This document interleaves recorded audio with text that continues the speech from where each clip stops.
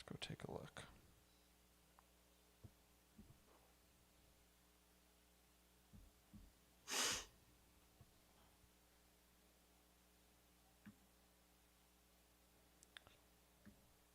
Yeah, so it looks...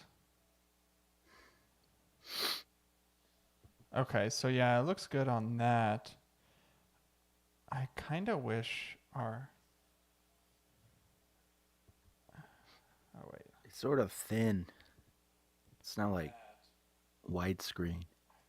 That's the idea, is that it's going to be in like portrait mode. You should Um, throw stuff on the sides. Do you know? Can you do that? Because it's just like a white screen on the sides. I right. don't know. It looks like it should just be on a phone. Are you looking at it on a phone or on a computer? I'm looking at it on my computer. Yeah, same. Oh, okay. Let me see what it looks like on the computer.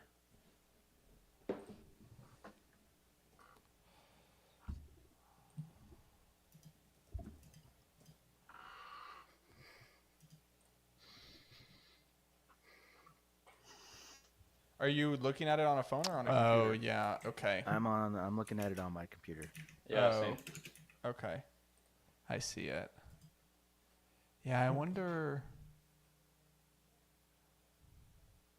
Okay, I'll see if I can add stuff to that after. What I'm wondering is I wonder if I can make us like taller to fill up. Well, there's really not that much actually. Yeah, there's really not that much extra space. What I'm really cutting off is the sides of us. Okay. I might see if there's a. This might be good for this, but.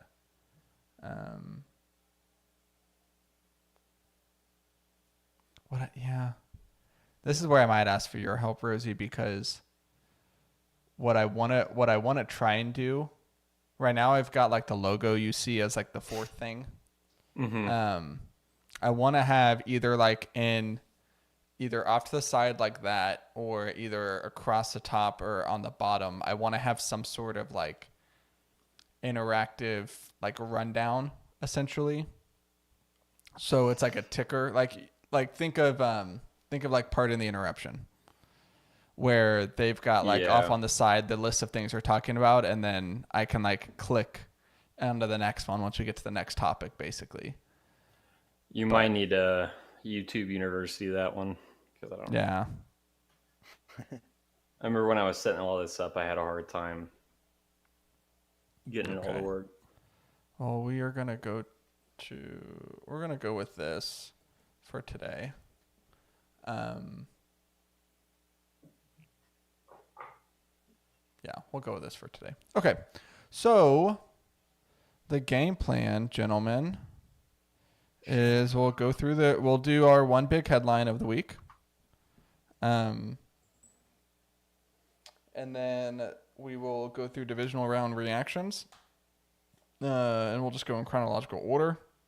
And then I'll do an ad read for Liquid IV, and then we'll talk about the 2 conference championship games. And then we'll pause right there, and Rosie, you can hop off, and then Alex and I will stick around at the end to talk about the Mavs. All right. Let's check some audio here. Want you to have it all. Okay, so I do... What is this? I don't need that open. Okay. This works.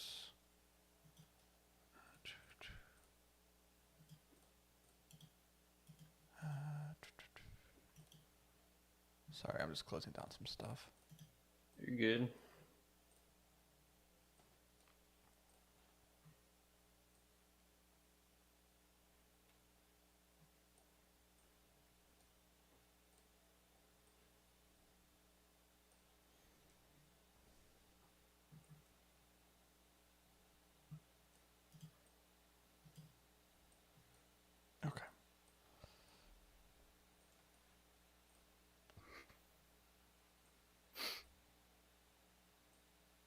Perfect. All right. I think I got everything all situated. Start recording. Check. Testicles. Check. Checkers, check. We're good. Good. Okay. Let's pause. Rosie, give me a nice good beep, and then let's get going. Beep! Hello and welcome to this week's episode of Making the Call. I'm Andrew, and I'm joined this week by Rosie and Alex, and we're going to be breaking down all of the action from the divisional round of the NFL playoffs, as well as get you ready for the conference championship. I believe for the first time in this podcast existence, one of our teams is in the conference championship. So, Really? I think so. I mean, that's a little bit sad. the podcast ran around the last time the Cowboys made it. Around 3 years. It's not And let's see, the Vikings, when was the Minneapolis Miracle? Was that 2019? No, I think that was like 2017, dude. Yeah. Okay. Well, so then, yeah, I don't think, and I know the Seahawks haven't been. Okay, so that was 2018. So, yeah, I mean, I think that's true. So this is uncharted territory. We have never waded into these waters before. But Rosie's Lions are in the conference championship, and we're going to be talking about that. Who would have thought I was going to be the Lions? Who would have thought? So we'll be talking about all the action from the from the divisional round. Then we'll be getting ready for the conference championship. We're going to go game by game, share our notes and hot takes and everything. And we've got a special surprise once we get to the Lions Bucks game that I'm excited to unveil for our listeners. This is a time to tune in to the Making the Call YouTube because there's going to be a visual surprise once we get to that game. But before we get, Are you going to flash the camera? no comment. You're going to have to tune Stick in to find around. out, folks. That's a Tune hook. in. That's a Yes. That is a hook. Yes. All right. Before we get into our one big headline of the week and get into all the NFL action, an update on our weekly bets contest. So we're doing it through the playoffs. Austin is in the lead at 1-0-1. He had a push in the wild card round. He won the Goff over 1.5 passing touchdowns this week. The other four of us, Rosie, Alex, Trent, who couldn't be on tonight, and myself, are all tied at 1-1. Some of us won the wild card round and lost this week. Others vice versa. So Austin is currently in the lead with the rest of us battling it out. Last place during the playoffs, we'll be doing a 15-minute intro to the solo podcast where either Rosie or Austin will be doing 60 minutes of a solo podcast, and we're letting the playoffs decide that. So that's a little update there. I don't know how Austin is winning, but he is. 2024. Playing against me. Between the Lions making the conference championship and Austin winning a bet contest, 2024 truly is a year unlike any we've ever seen. So that's a little update there. All right. One big headline. Doesn't have to be sports related. It, of course, can be sports related. It could be about anything. I believe last week I used this time to give a PSA to just tell everyone to go watch Lord of the Rings trilogy. It's perfect time for a rewatch. Rosie, Alex, either of you feel just impassioned to go first with your one big headline? I can go first. Okay. All right, so FIFA announced the 2026 World Cup final is going to be here in Dallas, which is pretty cool. It's going to be Little sort of town funny in though. Dallas.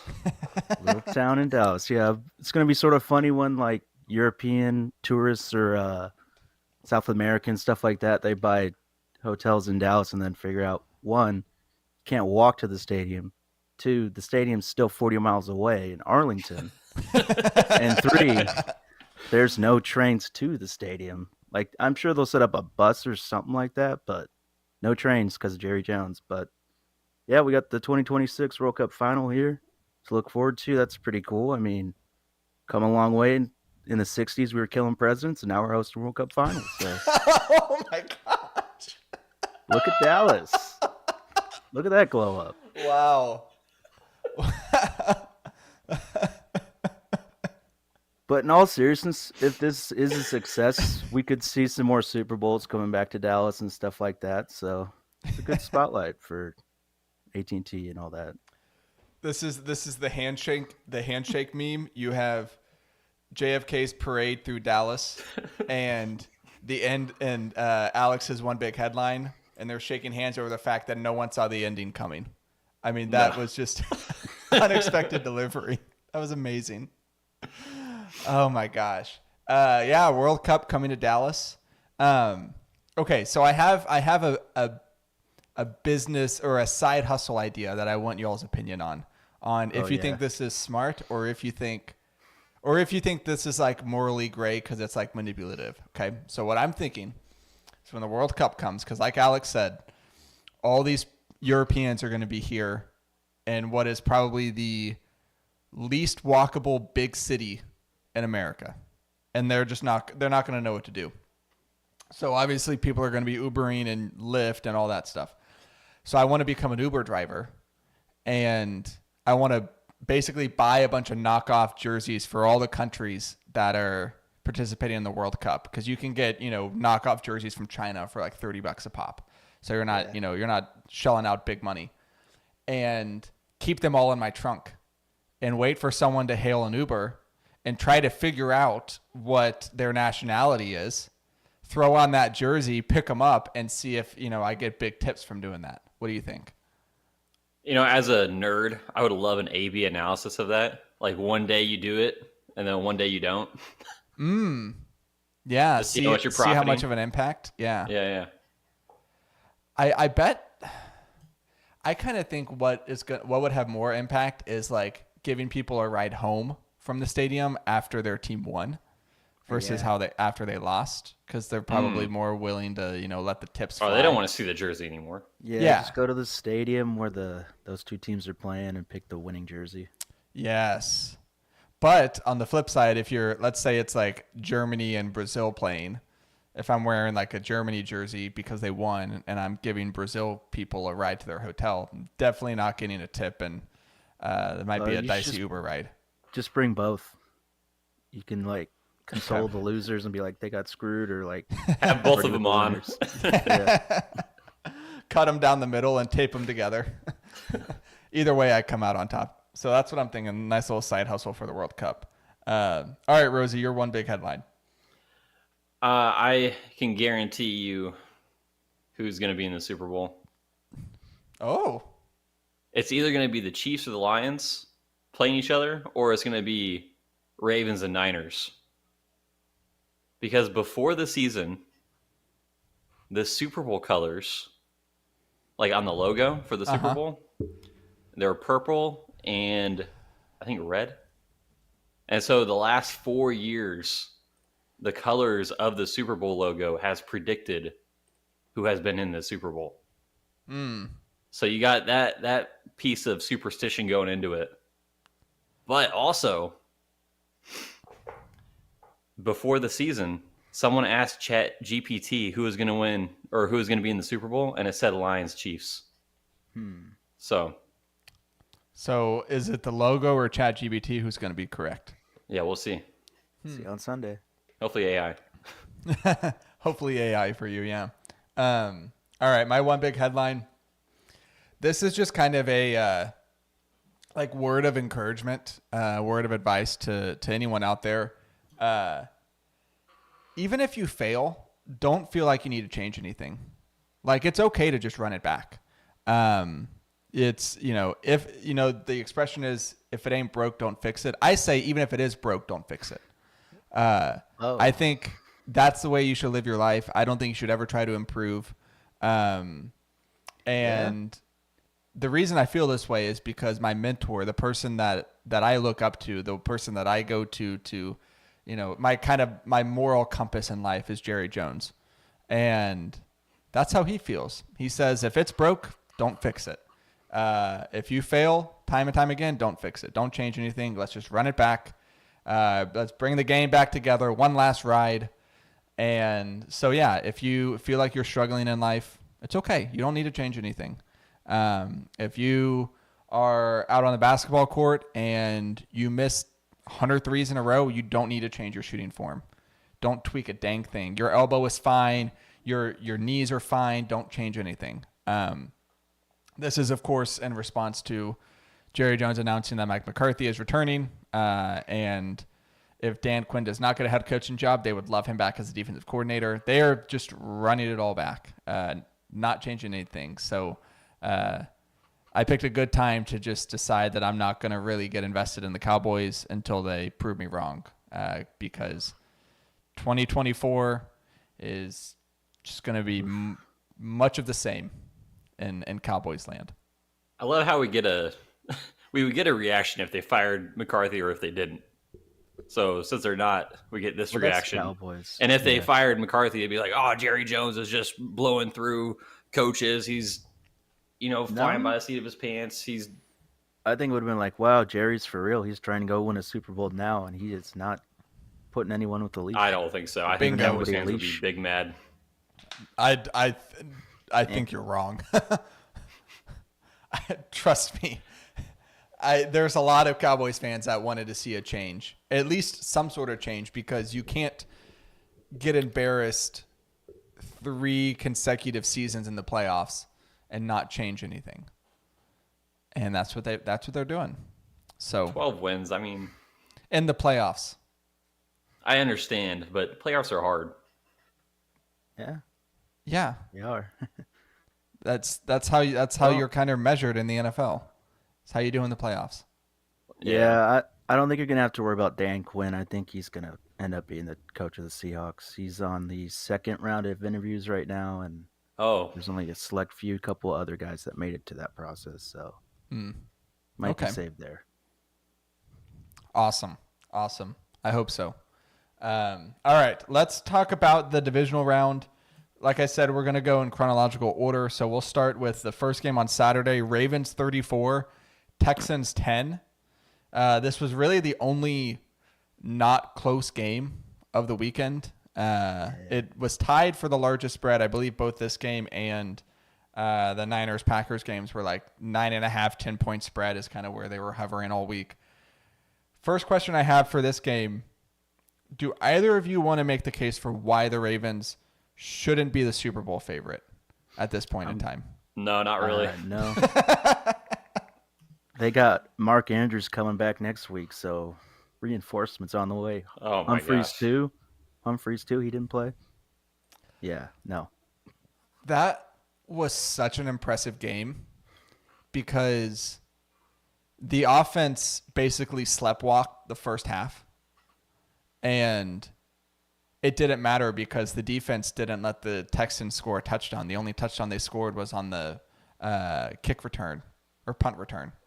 Yeah. So this Ravens team, I mean, it feels like the most complete. Lamar is playing the best that he ever has in his career. I mean, not only did he have a good passing performance, carried the ball 11 times for 100 yards and 2 touchdowns. It's just absurd. Was there anything you felt was lacking from the Ravens' performance this weekend? Or was it just like all 3 phases across the board? You're just like, okay, they dominated the Texans in every aspect of this game. Special teams? Yeah, special teams punt coverage. Fair. I mean, Fair. Other than that, no. That's not even accurate, though, because like John Harbaugh is great at coaching that. Like this is probably like the one mess up we're going to see from the Ravens on special teams. Yeah. Okay, so I have a nugget for you guys on the Ravens. So this is from Aaron Schatz of FTN Fantasy. This is the website that invented DVOA. And so they do a bunch of write-ups and analysis based off of DVOA. So it says the Ravens have the best weighted DVOA through the divisional round, so regular season all the way through the divisional round, since 1981 at 55%. 3 other teams in history since 1981 have been above 45%, and the Ravens are at 55. 3 other teams have been above 45%. All three won the Super Bowl. Okay. I can guess. I bet I can guess all three. Oh, can you? Okay. So wait, so you said since when? So since 1981. Okay. The 85 Bears, the 2000 Ravens, and the 2012 Seahawks. You got the 85 Bears right. That was it. The 18-0 Patriots. No, they were no, because they didn't win the Super Bowl. Oh They yeah, lost to the Giants. Wait, So that event. 2013 Seahawks? No? they're on the top 15, but no. So okay. the 85 Bears are second behind the Ravens at 49%. Then it's the 1996 Packers so that was Brett Favre's Super Bowl at 45.8, and then the 1991 Washington Redskins at 45.6. Never would have got that. I think they were like breaking EPA statistics halfway through the season too. Like, Yeah. Now keep in mind, so the difference between regular DVOA and weighted DVOA is it weights the games later on in the season more than earlier in the season. So as you progress and get closer to the playoffs, the games mean more, which makes sense, right? So they're best since 1981, which is as far back as they track DVOA. The three other teams above 45% all won the Super Bowl. If you count the Ravens plus the next 14 teams, so the top 15 teams of all time. Obviously, we don't know the outcome of the Ravens yet for 2023. Only two of the top remaining 14 failed to make the Super Bowl. That was the 2020 Buffalo Bills, lost in the conference championship, and then the 2012 New England Patriots lost in the conference championship. So only two of the 14 failed to make the Super Bowl. Of the other 12 teams that made the Super Bowl, 10 of those 12 ended up winning it. So this basically proves that it's a pretty reliable metric outside of a couple outliers. The teams that lost the Super Bowl that, are in this top 15, 2007 Patriots, who lost to the Giants, and then the 1997 Green Bay Packers. So that was a year after they won it with Brett Favre. So they made it back and then they lost. I don't know if the Ravens are going to win the Super Bowl, but the fact that they are 5 percentage points better than the 85 Bears is ridiculous. Yes. do you remember last year talking about Lamar and how we were like, he's a good quarterback, but he keeps making really stupid throws? Like, he's not doing that at all. No, No, he's not. He's taking what he's given. If he's got nothing, he's bailing out and getting some yards. Like, he's not killing it statistically or anything, No. but I mean, he's doing everything right. He's not making mistakes. And then on top of that, they have probably the best defense in the league. Yeah. It's just, that's why I started this conversation by asking, does anyone want to make the case that they shouldn't be the Super Bowl favorites? I And mean, you both okay, were here's no. the case. Patrick Mahomes. That's the case. I mean, if anybody can do it, it's Patrick Mahomes, right? Yeah, that's fair. No, that's fair. I just think you would need a like out of this world Mahomes run over the next 2 games. Well, Because one, the he's got next to get game- through Baltimore, and then obviously in the Super Bowl. Like, This is not saying that I'm gonna be the one to doubt Mahomes and say that it's not possible, but this Ravens team just seems so dominant. Yeah, I would say that. I mean, we'll talk about it in a second, but Mahomes played at his best last night, and I don't know if that's good enough to beat the Ravens if the Ravens are on. Yeah, They would just have to pray their defense matched the Ravens' defense. Which we'll see. We'll see. It's tough. Okay, and then one quick note on the Texans here. So obviously this season, smashing success, right? They go from bottom of the league to making the playoffs and winning a playoff game, and now they've got a quarterback that they feel really good about moving forward. They've got a head coach they feel really good about moving forward. But That does not mean that this team should, be like the Cowboys and not change anything, right? Like they should. This is your window. The window is now open with CJ Stroud. So how do you maximize fact that he's on a rookie contract and build around him. So when you look at this Texans team, what areas do you think they need to address this offseason, whether it's through the draft or free agency or whatever? What do you see as kind of the biggest holes that they need to try to fill? I'd say grab one more receiver, maybe beef up the offensive line. That's always helpful, and get another playmaker on defense. Like, they got a bunch of young dudes. Just throw in a vet with that, and I think they'd be golden. Yeah, I think they're good at receiver. You obviously saw. I was just more for depth because they had a lot of injuries there. Yeah, that's true. I think if they were to go with a receiver in like the 4th round or something, I think that'd be good. Yeah. But I think you saw how not having Tank Dell affected things. Like, Nico was the only one getting open. I mean, last 2 games, Nico was the only one getting open. And Stroud looked good, but he was under pressure a lot this game. And sometimes he handled it well, sometimes he didn't. I'm taking the best tackle, guard, center Yeah. in the first You're round. wrong. Yeah. I think that's what they need. Because I also think that the scheme really disguised a lot of what should be an awful offensive line with the Texans. I think they got lucky this year with that, and it needs to be addressed. They can't go into next season with the same offensive line and expect to win. No, I think those are all good things. The things that I had written down that you both haven't already mentioned. This is not something you have to prioritize early in the draft or in free agency, but get a better running back option.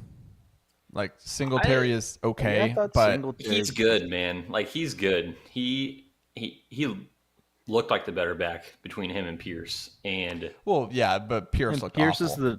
Pierce is the number 2, maybe Yeah. in off season. Maybe it's just a sophomore slump. Give him one. well, more just year, like but- Singletary always makes the first guy miss, even if he's in the backfield. I was really impressed by Singletary this year. Yeah, and I've he's- always been a he's good. fan. He's got but- great hands too in the passing game. Mhm. Yeah, I mean, I just think And there's no like Throw difference making running backs in this draft class. Like, it's really no go. Like, but I'm not I'm saying wasting- throw like a 4th or 5th round pick at one. sure. Right. Have some competition. See if you find something. See, if I'm them, I am drafting the fastest running back in the 7th round and pulling a Keaton Mitchell, Isaiah Pacheco, because Yeah. obviously it's just it has such a great track record, and they really don't need to be spending anything on running back. So Yeah. The other thing I had is, Alex, you mentioned you need to address the defense. You need to bolster the secondary because they do have some young guys, but Stingley has kind of had a mixed start to his career. Like, he's shown flashes, but you look at the fact that they took Stingley over, I believe that was the Pat Gardner Surtain. Johnson. Or no, Sauce Gardner draft. Like, gosh, I bet they wish they could do that over again. did I say Gardner Johnson? Yes, you did, but Sauce Gardner. I knew what you meant. I'm glad. I mean, I got the correction. I did pull this stat. In the regular season, they were 20th in drop back EPA allowed. So basically opposing passing defense. So there is room for improvement there, because you look at who their competition is in the AFC. I mean, they've got some young quarterbacks in their own division, but it's Mahomes, it's Allen, it's Burrow, it's Herbert. Like, the AFC has so many good quarterbacks, and Stroud is now in that group. He's in the upper echelon of AFC quarterbacks, and you're gonna get in these playoff games where those guys take it up a level, and you need like you said, Alex, you need a playmaker, whether it's another cornerback, whether it's a good safety like the Ravens have with Kyle Hamilton.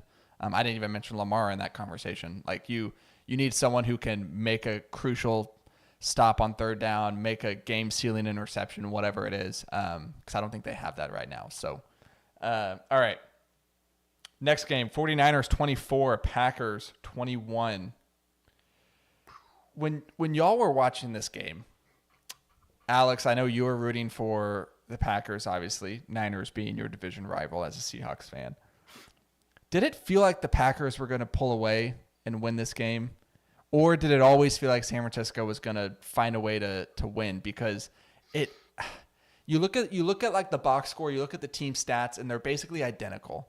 Like first downs, total yards, yards per play, everything.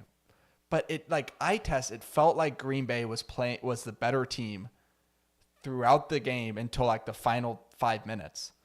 And at least that's how I felt. Like I felt like Green Bay was just they were playing better on both sides of the ball. I don't know if that was a Debo injury on San Francisco, but Brock Purdy, has never played in rain before apparently. I don't know. It felt like Green Bay, like, holy crap, they've done it again. Now they're gonna upset the Niners, but Yeah. the Niners ended up winning. They could just never make that one play that would really separate them. Like they had that long run to Jones, and then they stalled. They had a couple opportunities to make a pick to really put themselves in a good opportunity in plus territory, and it just fell right through their hands. Like they were just a young team that didn't really know how to finish a game. And the 49ers finally woke up, got the drive, and then their defense stood up. Well, I wouldn't say stood up. It was more Justin Love just threw it up. Justin Love. Jordan Love. Whatever. Yeah. I wasn't able to watch a lot of this game because my wife broke my couch, but so I had to fix that. But it did seem like the Packers kind of reverted back to what they were, in the middle of the season, just inconsistent, And I think that's what happens when you have a lot of young players on offense and defense. It's just hard for you to expect those guys to be consistent. It's hard to know where they all should be. Like Jaden Reed didn't even catch a pass last game. I don't know what was with that, but watching the end of the game, it looked like the Packers were better, but I think Niners are probably coached better. So it seemed like it was coaching. It also seemed like the Niners are an older team that's been there before. And the Packers, a lot has been made about the fact they're the youngest team in the NFL. And obviously this is kind of their first crack at the apple for a lot of those players.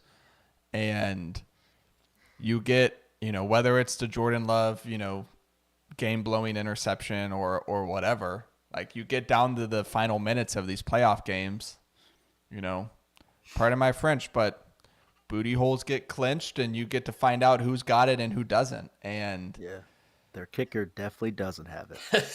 yeah. That whole Tom Rinaldi speech or thing where Matt LaFleur basically said he prays to his assistant coach every time he goes out there to kick. Yeah. Like that is not a ringing endorsement. That's not what you want. if you look up his college stats too, he was like a 75% career kicker. So I really don't know why he's their kicker, but maybe change that. Yeah, I want to talk about the quarterbacks here for a little bit, and I want to start by saying that I am ready to admit defeat on Jordan Love because I wrote, pieces, or I wrote, segments in the Friday football newsletters earlier in the season where I was like, I know these numbers look good, but there are some concerning things with Jordan Love. Like he's going to come back down to earth. And then he did. And he did.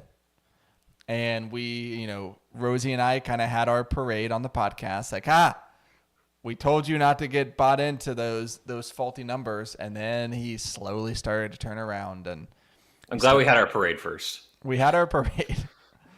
And, I mean, where is he going into next season?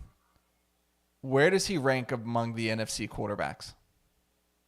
Oh. First? I would still take a healthy Stafford over him. Okay. And I know they collapsed in the playoffs, but Dak played really well this season, so I think there's a conversation to be had about that. I'd hear that. I'd probably still take Love. I think Stafford probably is the best quarterback. And I mean, Purdy's going to continue to put up numbers. Whatever you think about it's not him though. Kurt coming back. Sure. I'm not trusting how old is he? Like 36, 37? Baker, Goff, and Baker. Goff. No. But see, this that's the thing is, we're trying to decide which Geno. quarterbacks are definitively better. In the NFC, it's very hard. He could. I would. Bad quarterbacks. I could listen to a conversation with him being the best. Bunch of mid. Which is wild. Which is wild to think. Because if you go back to like week 3, week 4, we were having the parade saying he's not the guy. You know, Packers, they didn't do it again. They're gonna have to find a quarterback. Say. Well, it was really weird for the Packers because I was like, I really like a lot of this team. Why aren't they playing well? And it was really just because they were young. And Love figured it out. He was well coached, well trained up. I don't think you have to sit to be a great quarterback. I think it's just kind of innate. But Yeah. I think that as soon as he was a starter, there were some hiccups. Like those stats were not as good as he actually was at the beginning of the season. But he learned from those mistakes, and it was at the beginning of the season, it just felt like a lot of fluke stuff, you know, like he'd overthrow a ball by like 10 yards and you're like, why is he doing that? And then he just stopped doing it because it was a fluke play. Yeah. Which is crazy. Like, honestly, props to him. It pains me to say, but props to him because he has turned into the guy, which is very impressive. I think he's a top 10 dynasty quarterback. Yeah, I'd agree. Yeah. Probably. Fringe, but yeah. All right, Rosie, one last question here. As a Lions fan, who are you rooting for? Like, as you were looking ahead, obviously you didn't know that the Lions had won this weekend yet. But I know you had to have thought about it. Who were you hoping was going to win this game? Well, I was really torn. And it really came down to this is a win-win because I got the 49ers in my playoff bracket, and I think I want the Packers to win so that the Lions can play at home. So I was like, either way, it's fine. I think both of those teams are really tough. So it's going to be a really good game no matter what. They both provide issues that the Lions need to address. So I wasn't devastated one way or the other. Okay. All right. Lions 31, Buccaneers 23. Before we even talk about this game, there's something that we need to do. This was, I need to go back and find it exactly, but it was honestly maybe a month left there was maybe a month left in the season, 3 weeks left in the season. Whatever it was, the NFC East was not decided. I think at the time the Eagles were first in the NFC East. And the NFC South was not decided. The Bucs had not clinched it yet because it took all the way down to the last week for both of those divisions. And we were talking about potential playoff matchups. And we talked about the potential of maybe the Cowboys winning the division and it being Baker and the Bucs versus Jalen Hurts and the Eagles. And Alex is the biggest Baker Mayfield fan that I know, named his dog Baker, who has made, multiple impromptu appearances on this podcast. And I told Alex, what did I tell you? That if Baker ends up beating the Eagles, you're going to get a jersey. Not OU. Just not OU. I said if Baker beats the Eagles NFL, and sends them home, I will buy a Baker Mayfield jersey, and I'm going to let Alex decide which one as long as it's not OU. I'm a man of my word. So, hold on. I'm going to put this on. Better not be a knockoff. No, the creamsicle. Yeah. I don't think it'll be out of style next year, too. I think he's got a home. Tampa Bay. Looks great, good. buddy. Go Baker. Classic. Sent the Eagles home. Rocking the creamsicle. This is why you got to watch the YouTube. I'm currently wearing a creamsicle Tampa Bay Buccaneer jersey, courtesy of Baker Mayfield. He has a new fan because he sent the Eagles home. So well done, I might name my next dog Baker. Who knows? At least a cat. Oh, you're not a cat guy. Not a cat guy. Nope. No, sir. No, sir. But got the jersey. It came in today. Perfect timing. And we had to do it. Looks great. We had to do it. All right. Let's get to this game because this jersey won't be worn for the rest of the playoffs because, Rosie, your Lions took care of the Buccaneers and are going to the NFC Championship, buddy. It's incredible. Well, luckily, Baker baked. Baker's going to bake. He's going to be amazing, and he's going to be terrible. And we got to see both. I mean, it was back-to-back games between the Packers, Niners, and then the Lions, Bucks, where a game-deciding interception on the final drive. Yeah. Pretty much. I have people telling me congratulations with like 5 minutes left. This game's not over, guys. Like, have you been watching the secondary? Like, Cam Sutton is a big old bum.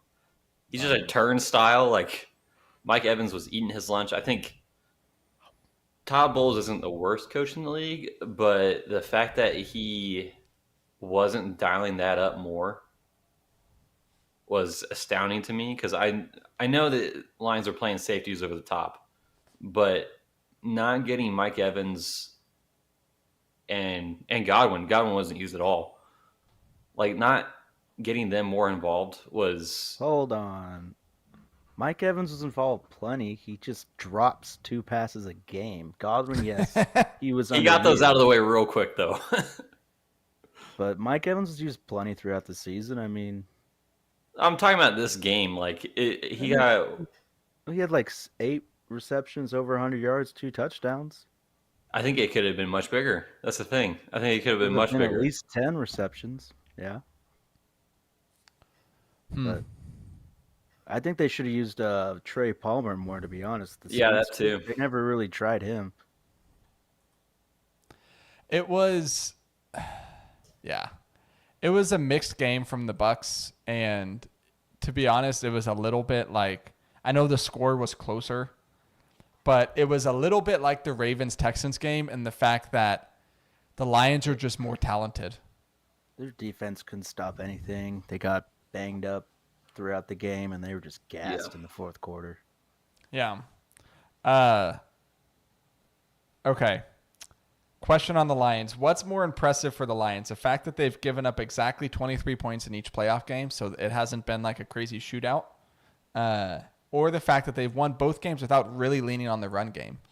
Like, for the most part, they've won these games with Jared Goff, with the passing game, with Sam Laporta. Like, I said on the podcast when we were previewing the wildcard round, I was like, hey, the only way I think they beat the Rams if they get that run game going, they keep Stafford off the field. And they said, we're actually going to beat them another way, Andrew. You're dumb. So what do you guys think is more impressive? The fact that the defense has kind of limited the points, or the fact that the offense has basically just been super pass happy and it's been enough to get it done? Well, I don't think the Lions have really had a game plan for both sides of the ball when they've gone into games, and it's been stop the run and dominate the offensive line. Yep. They didn't stop the run in this game. They were not very good, but the fact that they have limited these teams to 23 points with bum level cornerbacks has been impressive to me. Like, their safety and corner blitzes have been on point. Probably the thing that won them the game on defense. I think you have to give credit to Aaron Glenn, the defensive coordinator. Yeah. And you don't have a lot to work with, but in most games, when you're stopping the run, it is hard for a team that's inconsistent, like the Rams and even the Bucks, to win in the passing game all the time. So I've been impressed by the coaching because I think the coaches have held this together. Okay. I was screaming though when they weren't giving Gibbs the ball. I thought that was crazy. I think they could have won by a lot more if they had leaned on the run game. Yeah. Alex, on the Bucks, they're definitely bringing Baker back, right? I mean, I don't see a better option for next year, at least. Like, they're going to be drafting probably, I think, 27th. So that's probably the fourth or fifth quarterback off the board at that point. There's no real better free agency option that I can think of. So, yeah, I think you give him like a Kirk Cousins type deal, maybe 3 years, 2 years, and then a third-year team option, like 30 million a year, somewhere around there. Hmm. But I I don't think know. a What do you Geno guys think? deal. I Yeah, feel like that's perfect. yeah, that's pretty much what Gino got. 3 years with a team option on the third year. Yeah. Okay.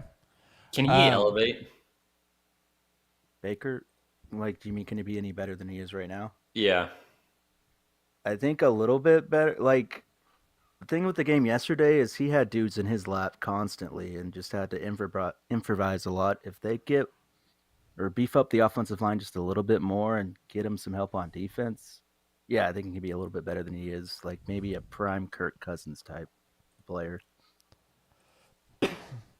I can see it. I think he has to improve to like step into that top 5 NFC quarterbacks that we're talking about because he's not consistent enough. I mean, he scares me year to year. Like I thought he was going to be pretty good with the Panthers, and he was the worst quarterback in the league. Yeah, but that's also just the Panthers are a terrible organization right now. That might just I be a mean, I'm dumpster sure that fire. like caused some issues, but if you're a good quarterback, it's probably not going to cause that many issues. Yeah. yeah, that's fair. Uh, okay. The big game of the weekend, the nightcap, the thing that we were waiting for. Chiefs 27, Bills 24. I don't like having a missed field goal dictate how we talk about quarterbacks. I don't like things that don't involve the quarterback dictate how we talk about them.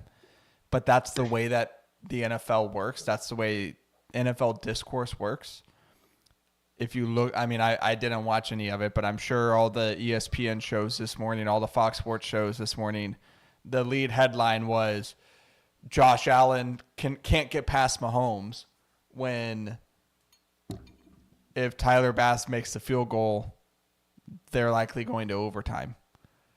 So I'll They're ask not this going to question. overtime. They're not Huh? going to overtime if he makes that kick. They There's might. a minute 40. There's a minute 46 left. It's over. Heck, if he makes that throw to Yeah, if he's not just throwing it down to the end zone on 2nd and 9 or 3rd and 9 and finds and that wasn't his checkdowns. fault either. He got hit by Chris Jones. True. I mean, yeah, Shakir was open on that, but Or if Diggs doesn't drop a perfectly thrown deep ball, That might have was been the best washed. throw of the year. 'Cause washed. perfectly like my could've jaw caught was it on with- the floor. he could have caught it with his mouth. Like it Diggs was is trash. He's trash. I think he's washed. Like he Yeah, I he think is. so too. Like, he was I'm seeing all these bad this game. all these Cowboys fans wanting him to come and join up with his brother. Like, do you really want him? He's not good. Well, he'd be a fine number 2. Like, He'd be a number 3 on the Cowboys, I think. well, that's even better. Like he's He's not Brandon Cooks too. yeah, he's not going to be surpassing CD. So I he guess wants it to come depends be- on the amount of money he wants. yeah. I mean, if we want to keep talking about Josh Allen, like the fact that he was able to do what he did without Gabe Davis. I mean, I know Gabe Davis isn't like some superstar, but Gabe Davis, Stephon Diggs playing like trash. Shakir was injured that game. Like he just makes it happen. I love Josh Allen, man. He's gonna get so much hate for all these playoff losses, but it's really not his fault. Like the defense, I didn't realize how many people they were missing. They were signing linebackers off the street, and you could tell. You could tell. Here's a stat for you. So this is a quarterback EPA per play. Top 3 quarterbacks of this past weekend. Keep in mind there were 8 of them. Top 3 quarterbacks: Mahomes at .573, Lamar at .431, and Allen at .270. So Allen was the 3rd best quarterback in EPA, and he's at home now, and he just ran into Mahomes, who was perfect, legitimately Josh Allen? perfect. Josh Allen in the playoffs is like me in my fantasy playoffs. Like, we just go up against a team that just happens to score the best, that happens to do the best. That's how we lose. Yeah. It stinks, man. But Mahomes is great, though. I mean, he played a perfect game. he did. No, I mean, he like legitimately perfect. It was unbelievable. If you look at kind of their drive by drive results, they really only got stopped once. Because one of the times McCole Hardman fumbles it in the end zone, it's a touchback. So I don't consider that the Bills defense stopping Mahomes. Like, they punted once that entire game. Yep. Just Mahomes was out of this world. MVS caught the ball. Yes, he did. Kelsey and Mahomes surpassed Brady and Gronk as the most touchdowns between a quarterback and receiver combo in the playoffs in history, with 16. Did you know that Mahomes is now 2 championship games behind Brady? No. Yeah, Sure. he's been to 6 championship games. Brady went to 8. But Brady has no. Brady's been to 10 at least. Brady's he's been- had no, 'cause- 7 Super Bowls, and he's lost. at He lost least twice to the 2 Giants. Super Bowls. That's 9. that's I 9. thought I heard that somewhere. Hold on. No, that's not right. I'm guessing like 10 though, Because Brady lost. because he's lost a couple AFC and then Yeah. AFC championships.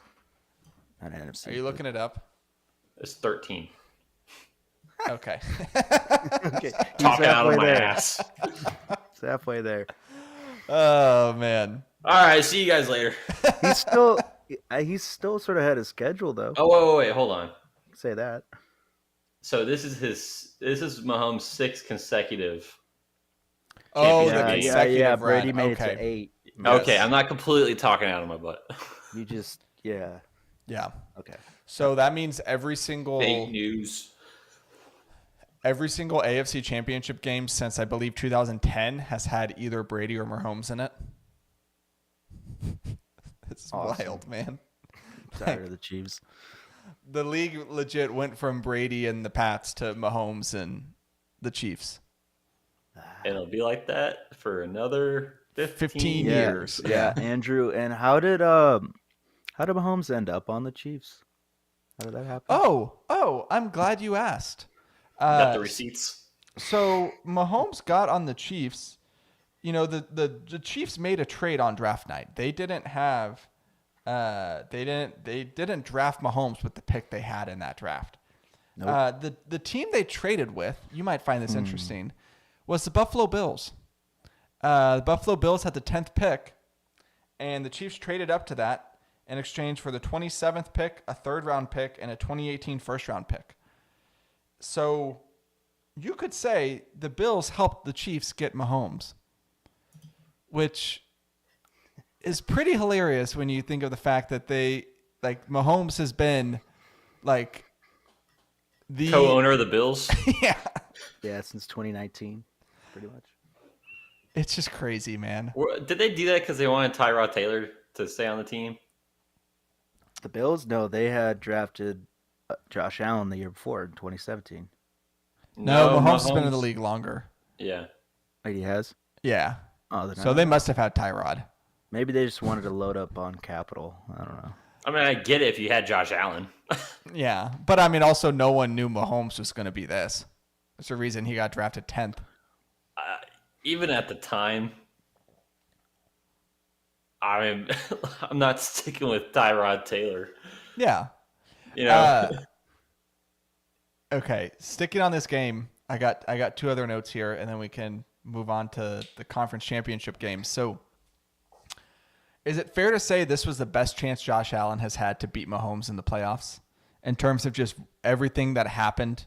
Like, you think about the pass catchers Mahomes is dealing with. You think about the fact that Hardman fumbles the ball into the end zone. negating a touchdown because they were going to score. They were going to score at least, likely 7 points.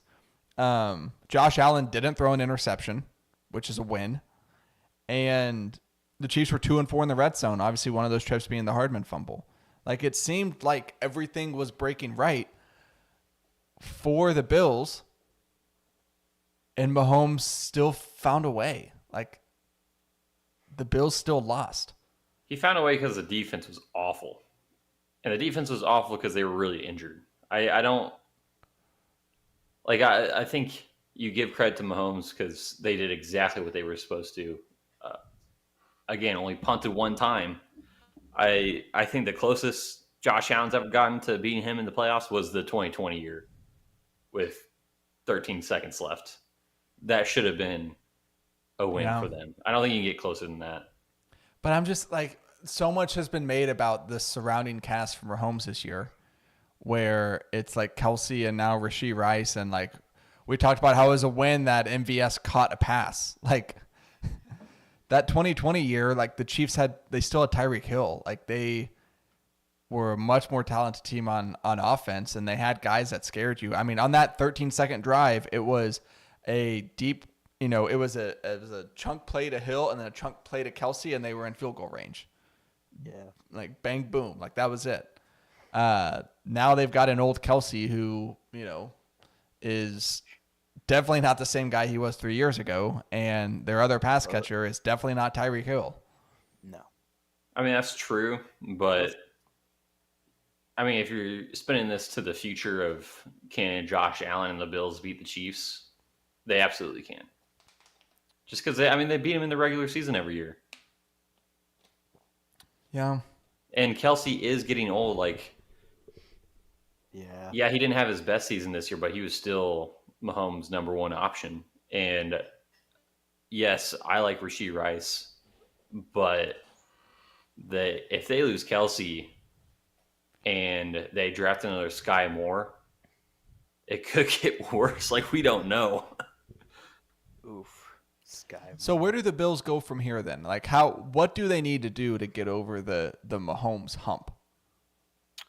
What would you address if you're, if the owner of the Bills calls you tomorrow, says, Alex, Rosie, you're running this team. What do I do? How do I fix this team? How do I solve this Mahomes problem? I think, one, I get off of Stephon Diggs. He's just deteriorating slowly, maybe even rapidly at this point. Also seems like a locker room cancer at times when he's not getting the ball. Then I go and find a veteran receiver in the trade market. Like, honestly, maybe a guy like, I think the Seahawks are going to cut Tyler Lockett this year for cap space. Maybe you go get a guy like that. Then you draft another receiver. And then you go reload on the defense a little bit too. They need some depth there. But that could be a good game plan for him, I think. First thing I'm doing, I'm cutting Von Miller. Yeah, that guy too.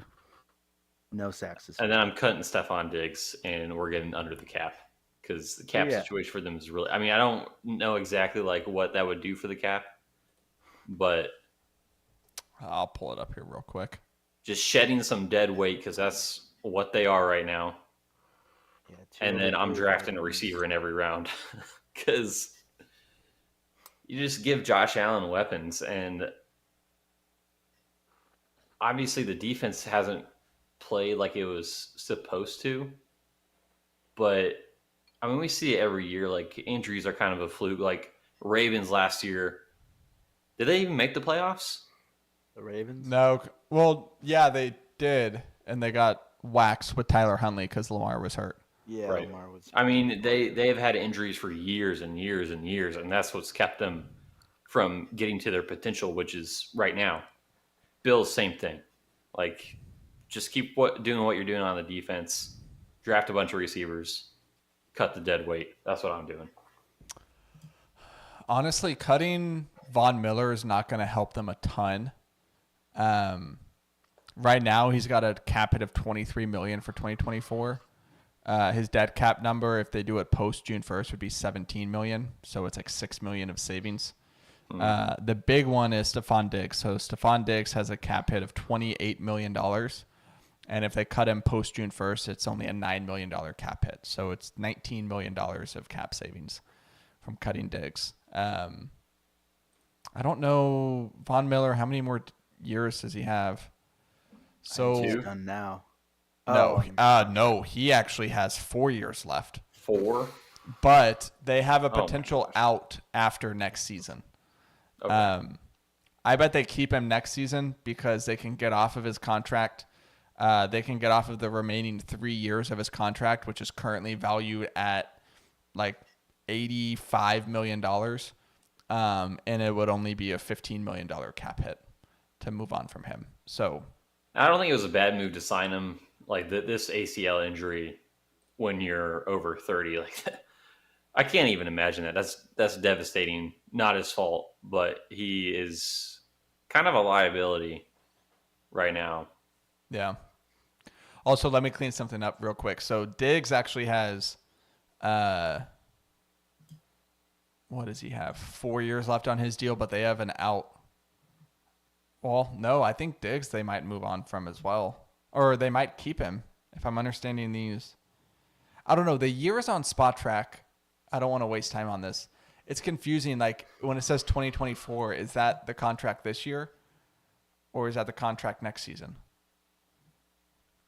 You know what I mean? So I'll need to look at that further because we don't want to give out faulty information. Like, you know, Mahomes has been to, you know, 2 less AFC championship games as Tom Brady. All right. Let's move on to this weekend. Before we do, let me take a minute here to tell you about our friends over at Liquid IV. I'm looking at the Liquid IV website right now, and because I need to order some more, and I'm trying to decide what I should get because they've got so many good flavors that it's like, how could you possibly decide? They've got the sugar-free white peach, which I'm a big fan of. They've got the sugar-free lemon lime, which is also delicious. I think I might try the sea berry because I know Trent is really, really into that one. I know Austin loves the acai berry. I have had that already. But what I could do, if I'm like, hey, I don't know which one I want to get, I could just order the variety pack, which is a 16 pack. You can get, you know, more obviously, but if you get the 16 pack, it's 4 strawberry, 4 lemon lime, 4 passion fruit, and 4 tropical punch, which passion fruit and tropical punch, both delicious. All 4 of them are, but those are 2 of my favorites from those options. I say all this to say they've got options galore, whether it's the hydration multiplier, whether it's the sugar-free, whether it's the energy boost. They've got a probiotic with kombucha. I mean, they just have it all. Not only does Liquid IV hydrate you, but it hydrates you twice as fast as water alone, has 3 times the electrolytes of traditional sports drinks. You can go try Liquid IV today and get 20% off when you go to liquidiv.com and use code MTC at checkout. That's 20% off anything you order when you shop Better Hydration today using promo code MTC at liquidiv.com. All right. 4 teams left, 2 games remaining. This time next week, we're going to know which 2 teams are in the Super Bowl. Hopefully one of those 2 teams is going to be Rosie's Detroit Lions. And we're going to go in chronological order, so we're going to need to wait to talk about the Lions and the 49ers. We will start with the Chiefs at the Ravens, 2 p.m. Central Time on CBS. Baltimore is opened as a 3.5-point favorite, and the over-under is 44.5. I got 2 big questions that I want to start off with, and then we can kind of take this conversation wherever we want. Let's look at the Chiefs first in this matchup. What kind of game script do the Chiefs need to win in Baltimore against the Ravens? When you look at this game and you try to, you know, time travel to the future, the Chiefs win this game because what happened? I think Lamar's going to have to implode. We were talking about how great he's been, how mistake-free he's been all year, really. And maybe, I mean, I feel like that's the only way the Chiefs win this game. And Lamar has shown that that is in his range of outcomes, and the Chiefs defense has shown that they can stop really good quarterbacks. They have a bunch of awesome cornerbacks on their side of the field. So I think that's their game script. Yeah, just the defense plays out of their mind, sort of holds the Ravens within the 20s. If it gets to the 30s, like Ravens score 30 points, I think it's over. Like you're gonna need like a Lamar Jackson's going out to scramble, and Chris Jones comes up behind him and punches the ball out. Yeah. Who was the cornerback for the Chiefs? Was it Justin Reed, who on that touchdown that I think Shakir had, right at the pylon, right in the front corner of the end zone? They said He- like that was his first touchdown he had allowed this season or something, which is wild. I think that was a stat that the broadcast said, but Yeah, You're I right. saw that They've- too. they've Snead got- has been amazing. Snead, that's who it was. Yeah, L'Jarius Snead.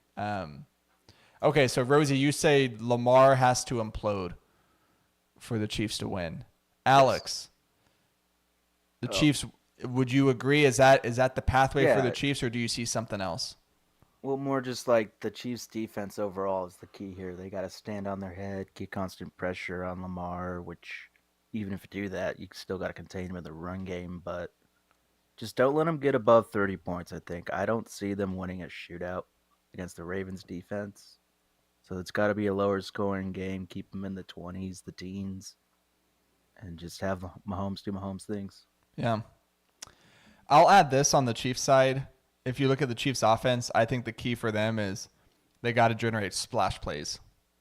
Like they can't, their scoring drives can't be these 9, 10, 11 play drives where they are just marching their way down the field, because I think if that's the way you're operating, this Ravens defense is too good to play mistake-free football.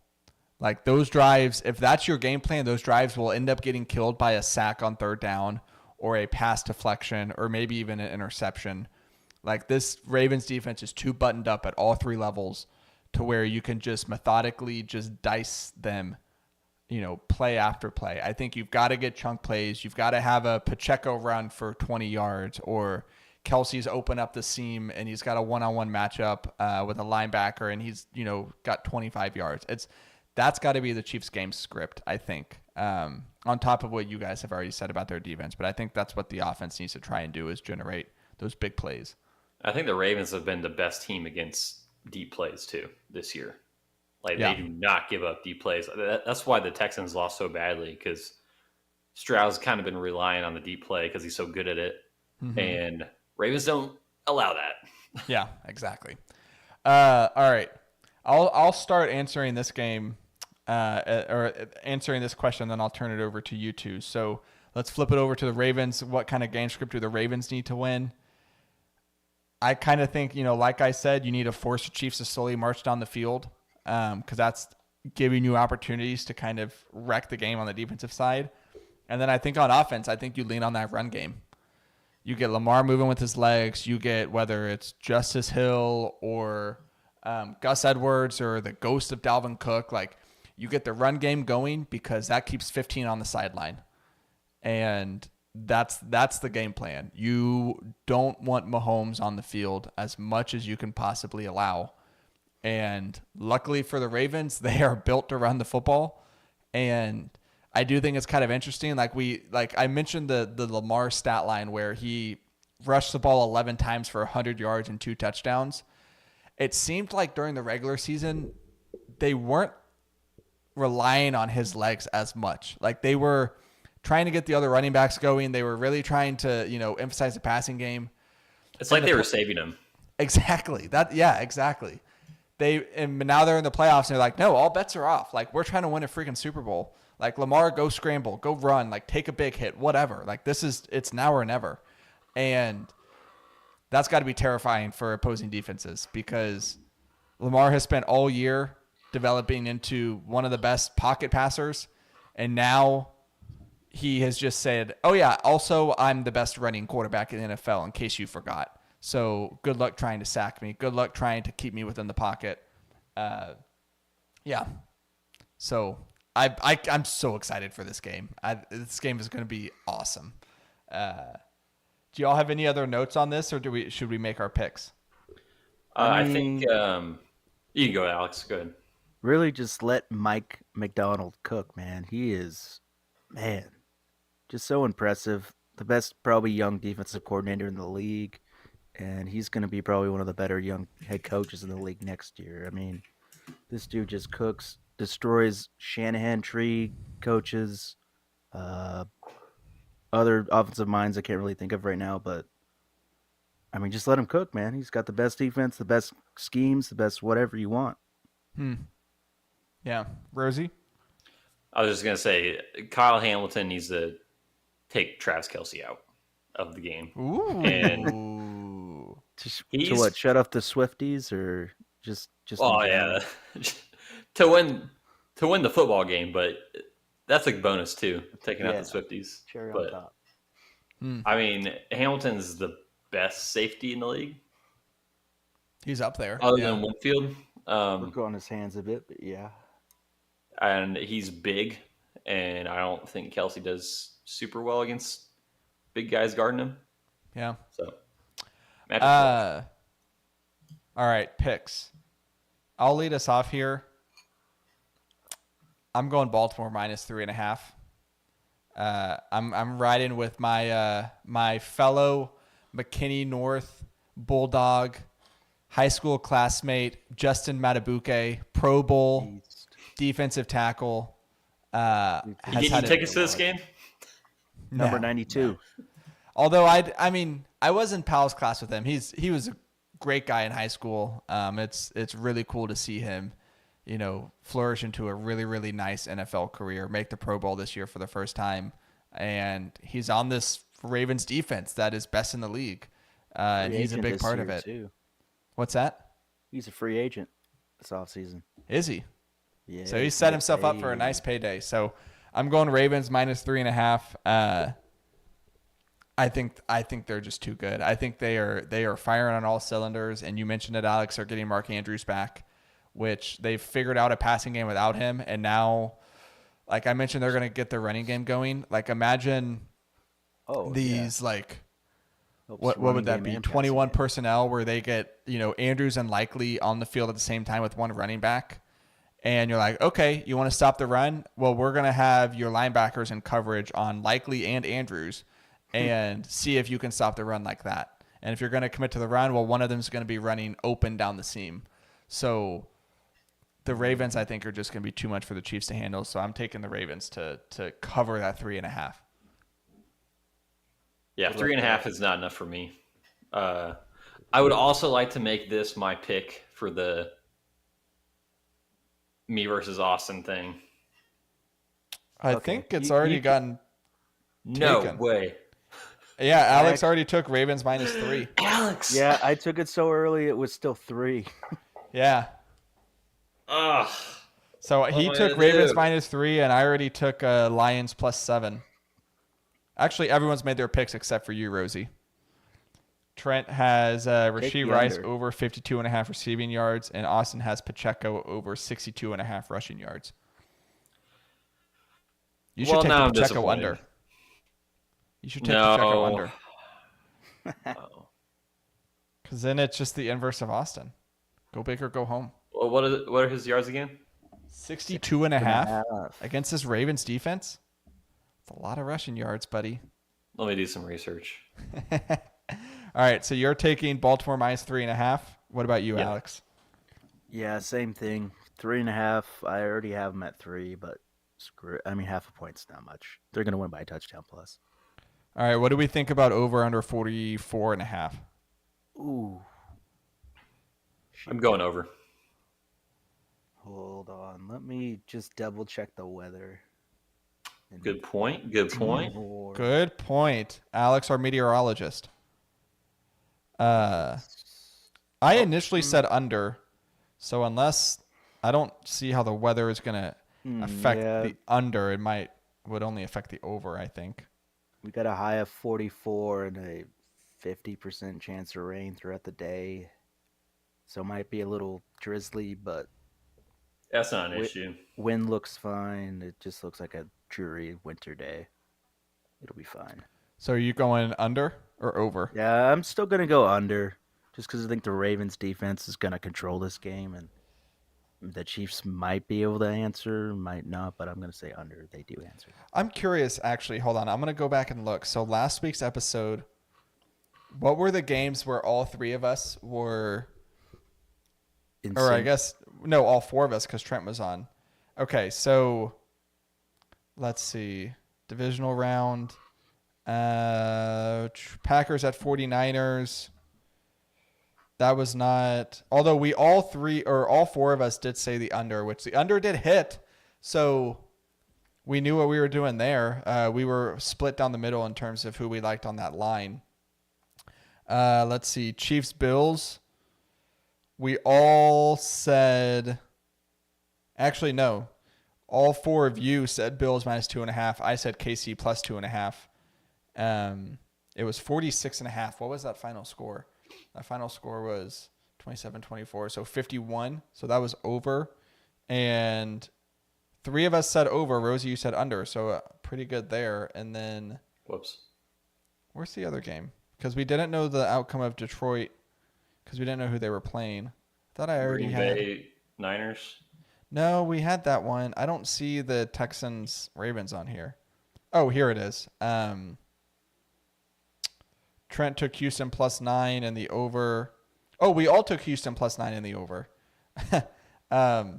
which they did not cover the plus 9. But the over, let's see, what was it, 45.5, and it was under. So, yeah, there you go. We all were aligned on both the spread and the over-under, and we had missed both of those. So, something to look out for. All right, next game. I think we got all of our picks in. Rosie's Lions traveling to Santa Clara to take on the 49ers, 5:30 p.m. Central Time on Fox. San Francisco opened as a 7-point favorite at home. Over-under is 50.5. Rosie, how disrespectful is that line? They've been disrespecting us all year. Detroit Yes. versus everybody. Yes. This is right where Dan Campbell wants them. Love it. Okay. My serious question for you, Rosie. Based on how the Lions have won in the playoffs so far, what do you think they need to do to win this game? I mean, if you look across the board, Niners are better at just about every position group, if I'm being completely honest. I mean, I hate that. Lions should be underdogs in this game. You guys are better at quarterback. Yes. Yes. No? I mean, Goff has been playing well, but I think Purdy and Goff have equal ability to explode or implode each game. So Right. Okay. I think what they need to do is stop Christian McCaffrey. I think if they can, and they've been really good against the run all year long, if they can stop Christian McCaffrey, Cam Sutton's gonna get cooked. Like that's just gonna be part of the game plan. But you make Brock Purdy throw it enough, I think he will make a mistake. And Gardner Johnson, Fatu Melifonwu, Brian Branch, Kirby Joseph, they're ball hawks. So I think you need a turnover. So stop the run, get a turnover. That's how the Lions can win. And then on the other side, I like David Montgomery. I do. I think he's a top 15 running back in the league. I don't want to see him on the field. I think it should be all Gibbs all the time. I was screaming at the TV yesterday, like they wouldn't give Gibbs the ball enough. They haven't used him as a receiver. And as soon as they started doing that, that's when they started marching the ball down the field against the Bucs. They figured that out. Keep doing it. Okay. Alex, Yes. how do the 49ers win this game? Your favorite team. What's their game script? Keep Brock Purdy on schedule on offense. Like, don't let him get too far outside of the system. Keep Trent Williams on the field. Hope Deebo Samuel can play. And just let the defense cook like they have been. I mean, let Bosa get after the quarterback, get in the Goff's face. Maybe Chase Young flashes finally. Probably not, but overall, I think it's really on Purdy's shoulders. Yeah. Like he is the key in this whole game. Like if he plays like how he did against the Packers for the first 3 quarters, I think the Lions might run away with this a little bit. Like they have the weapons to actually make that final play that the Packers couldn't do all game until the end, and the 49ers finished it off. But I think that's the key. Purdy cannot make the mistakes he made against the Packers. Okay. The notes that I had on this game. So for the Lions, I think they have to limit Fred Warner's impact in the running game because that dude is arguably the best linebacker in football. And whatever they can do to not have him involved on a play-to-play basis is good for Detroit. Whether that's having some sort of decoy to the right side and you're doing a jet sweep reverse to the left, whatever it is, like you've got to figure out a way to get him confused, which is a very, very hard thing to do. But Ben Johnson is as cut out to do that as anyone. And then on the Niners, I think you mentioned the Lions secondary, Rosie. I think they got to figure out a way, especially if you don't have Debo, or at the very, best case scenario, you have a banged up Debo. You got to get Ayuk and Kittle in one-on-one matchups against the Lions secondary. Whether it's a box safety, whether it's a cornerback, like you've got to get Ayuk some one-on-one shots down the field against Sutton. Got to find a way to orchestrate those matchups to kind of get those chunk plays. So I think the divisional round games outside of the first one were all great. Both of these conference championship games look like they're going to be really, really solid. I can't wait to see how they shake out. Rooting very, very hard for Rosie's Lions here because Same. it's just what you do. When your friend's team America's is this team. far in the playoffs, you put everything aside and you root for their happiness. And I have no reason to root for the Niners, so of course I'm going to root for No one Rosie. does. Yeah. No one does. Go Lions. Let's make our picks. The line is 7. I made this my pick of the week for our bet contest. So I'm taking Detroit +7. I think this line is disgraceful.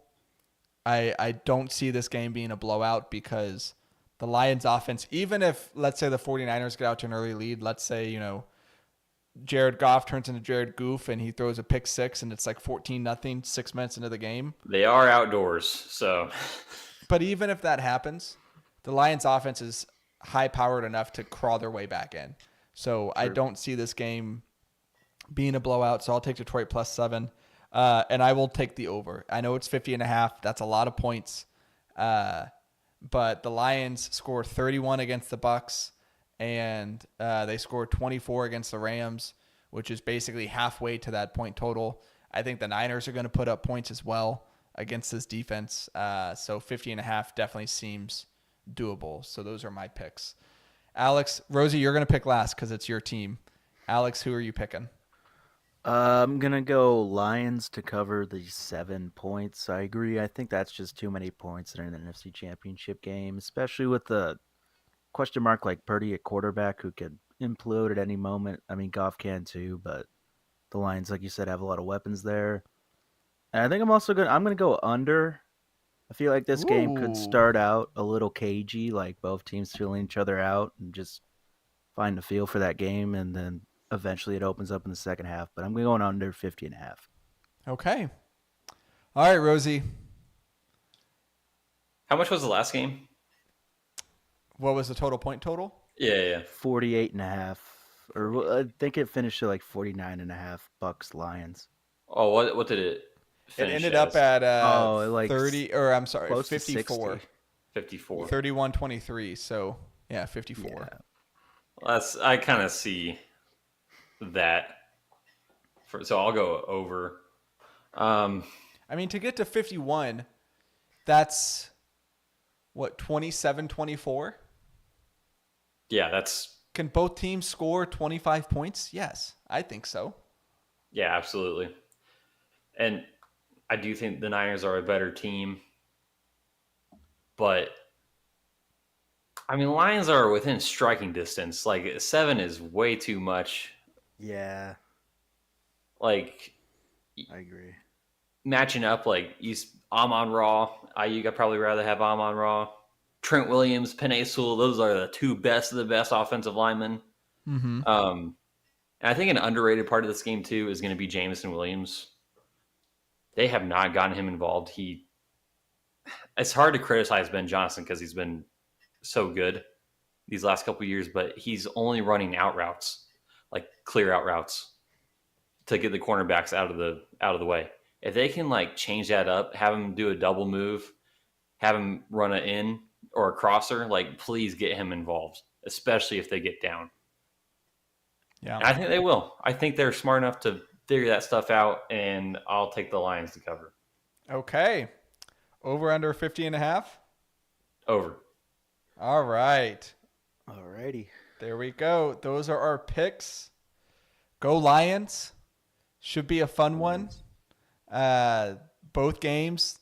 Just a little word of advice to the listeners here. Enjoy these games. Like this, between what we got in the divisional round, what we should be getting this weekend, like the NFL season is coming to a close. These are the best games that you're going to have this season. These are the best teams. Like the Chiefs Bills quarterback matchup was about as good as it gets.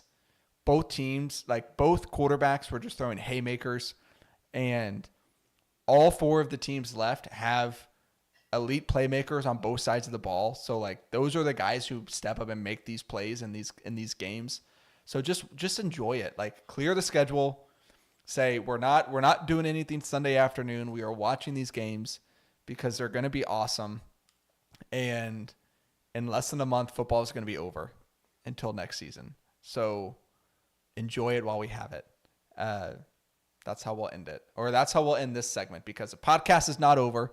Normally, we've just been talking football, but Alex is wearing his Mavs hoodie right now. Alex and I are going to the Mavs game on Wednesday night. We're recording this on a Monday night as the Mavs are currently playing the Celtics. So we thought, what better time to do a little Mavs update, talk about how the season has gone so far. The trade deadline is like 2 weeks away, so we'll talk about that. And that is all coming up right after this. Mavs are getting dog walked right now. Are they? Yeah. They're just going up the middle and hitting threes. Oh, that's a 9-point game. That's Yeah, not- it could turn around. It's just been an ugly. I didn't know second y'all were quarter. going to the game. That's fun. Yeah. It's against the Suns. We gotta go shoot the sun. Oh yeah. Bang, bang. I hate that.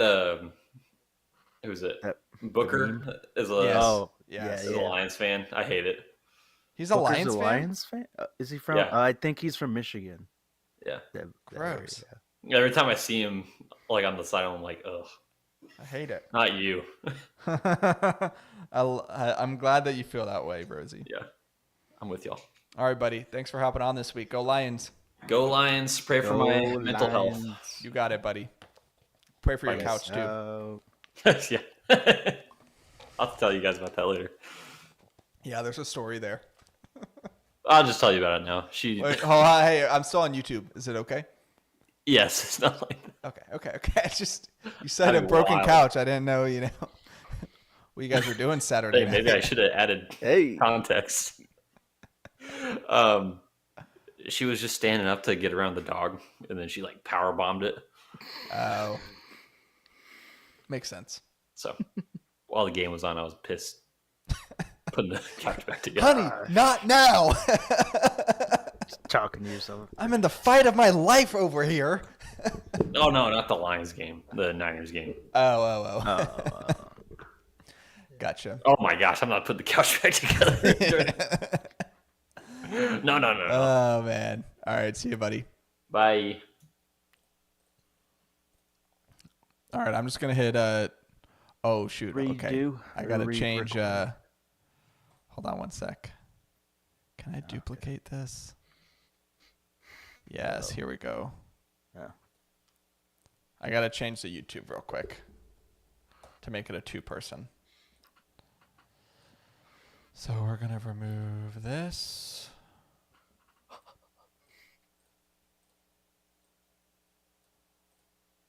Just bear with me.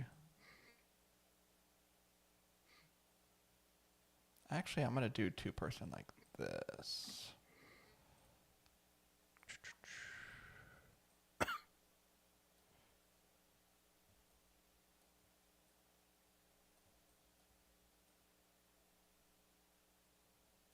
Boom. Yeah, now we're talking.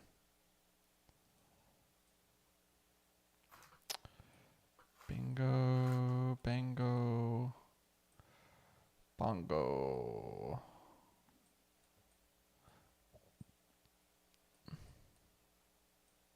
Okay.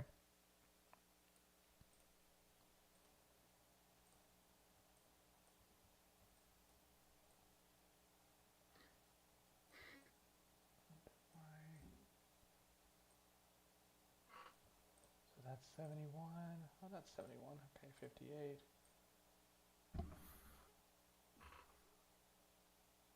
Oh shoot, Joel Embiid went for 70 against the Spurs tonight.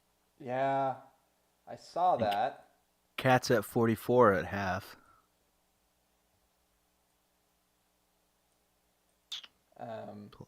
Play the T-Wolves. Go look at, okay, so Joel Embiid, Uh-huh. he, Did he shoot 33 throws? Oh, Kyrie 3. Where it's a 5-point so he got game. to 70 points.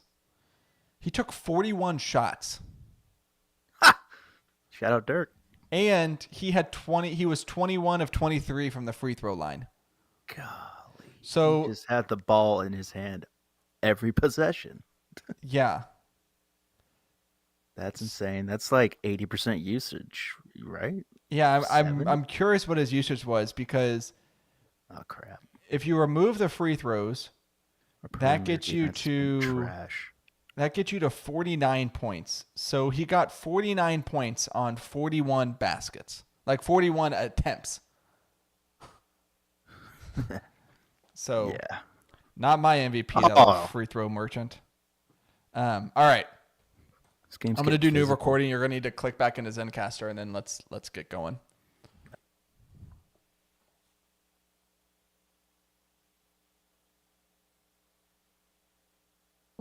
Physical. Luca took off his headband. I wish he still had the braids.